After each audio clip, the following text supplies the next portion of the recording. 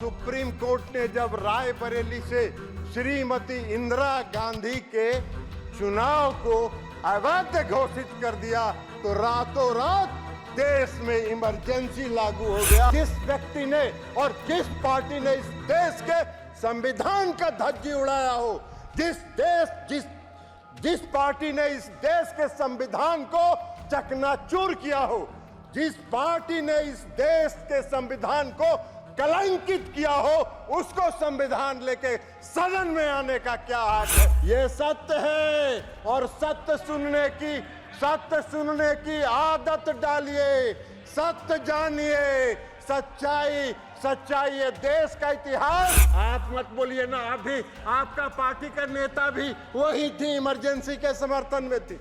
ममता बनर्जी भी उसमें कांग्रेस पार्टी में थे और इमरजेंसी का समर्थन कर रही थी। आप मत बोलिए सौगत राय साहब, हम लोग भुगते हैं, हम लोग ने पीड़ा सही है, हम लोग को दर्द मालूम है। जनता ने इन पर भरोसा किया, 1971 में इनको पूर्ण बहुमत से सरकार दिया, लेकिन 3 साल के बाद 1974 में इस देश में लोकनायक जयप्रकाश नारायण के नेतृत्व में आज तक के आजाद भारत का सबसे बड़ा जन आंदोलन हुआ, क्योंकि इन्होंने जनता से किए गए वादे को नहीं निभाया।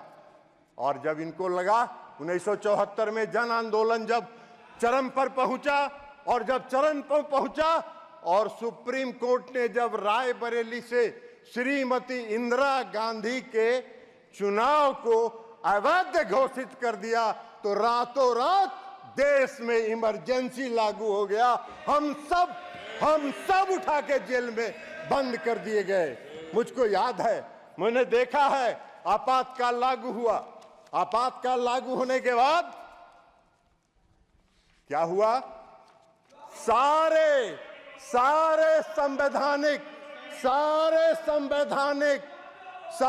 संवैधानिक और देश की जनता का जो फंडामेंटल राइट था, वह राइट बंद कर दिया गया। किसी को बोलने का हक नहीं था, किसी को चिल्लाने का हक नहीं था, किसी को कुछ भी एक शब्द बोलने का, प्रेस की आजादी पर लगा दिया गया।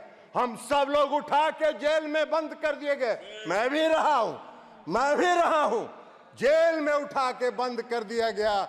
और सभापति महोदय आज जब आ रहे थे, जब इस सदन का जब पहला दिन का सत्र था, तो संविधान का किताब लेके कांग्रेस पार्टी के लोग आ रहे थे।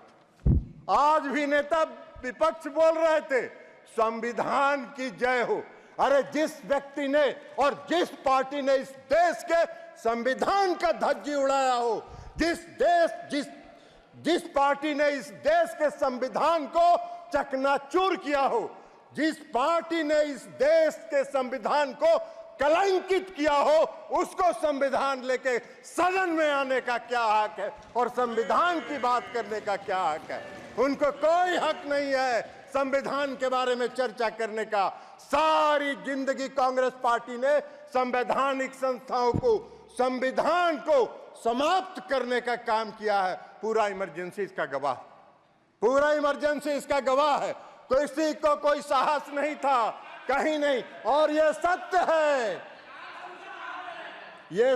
है और सत्य सुनने की आदत डालिए, सत्य जानिए, सच्चाई ये देश का इतिहास जब भी लिखा जाएगा, इस देश का इतिहास जब लिखा जाएगा तो आपातकाल कलंकित करने का वाला काला अध्याय के रूप में संविधान में लिखा जाएगा।